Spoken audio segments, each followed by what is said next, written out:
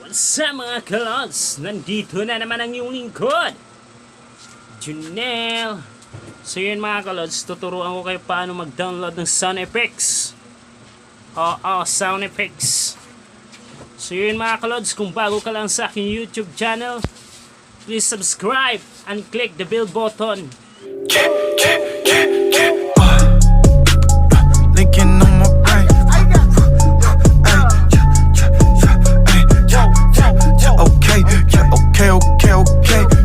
Linking on my brain. I got linking on my brain. Whoa. So yun mga kalodz, tuturuan ko kayo paano mag-download ng sound effects pang vlog. Nung una mga kalodz, open mo yung data. Yun. And then back. And then proceed kayo sa YouTube apps. And then open. Search yung mga kalodz, sound effects no copyright. Yun. Na-search na ako kanina. Open yun lang. Yun mga kalodz, hanap na kayo pang sound effects.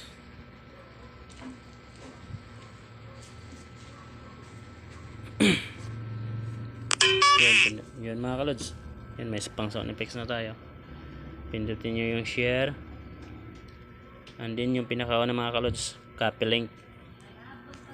Yun mga kalodz, nakapy na siya. And then back tayo mga kalodz, proceed na naman tayo sa Google. Yun, open the Google, and then search YouTube converter. Yun mga kalodz, may na-search na ako dito kanina. Open nyo lang, YouTube converter. Yun na yung mga kalodz, may makikita kayo YouTube to MP3 converter. Open nyo na lang, YouTube to MP3 converter. Then Chrome.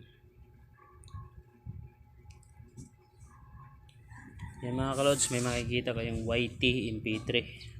Kasi pang sound effects lang naman yung dina-download natin. Pindutin mo na lang yung MP3. At saka yung nasa gitna mga kalodz, yung blanco, long press mo na lang. Long press and then paste. Yun, nakapy na mga kalodz. Yung sa gilid nyo naman mga kalodz, may makita kayong convert. Open nyo na lang yung convert. And then may lalabas download, Dropbox at saka convert next. Download mo na mga kalodz, yung pinakauna download. Yan mga kalodz, na download ko na kasi to. Open nyo na lang. Yun, may pang sound effects na tayo mga kalodz. Open. Yun, yun lang pinaka basic lang mga kalodz. Madali lang. Yun mga kalodz, may pang sound effects ka na mga kalodz. Kung bago ka lang sa aking YouTube channel, please like, share, and comment, and subscribe, and click the bell button mga kalodz. Yun lang mga kalodz. Bye bye. Is it too much to ask for?